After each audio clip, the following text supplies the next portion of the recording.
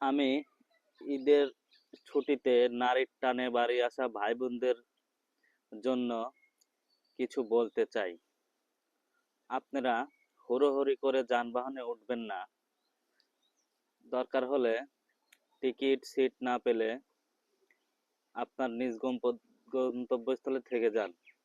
তবুও হুড়োহুড়ি করে ট্রেনে, ট্রাকে, বাসে, মাইক্রোতে উঠবেন না। এতে আপনাদের একটি দুর্ঘটনার কারণে সারা জীবনের কান্না হয়ে দাঁড়াতে পারে। আর আমি সমস্ত যানবাহন মালিকদের এবং যানবাহন চালকদের অনুরোধ করব, আপনারা ঠিক ন্যায্য ভাড়াটাই রাখবেন।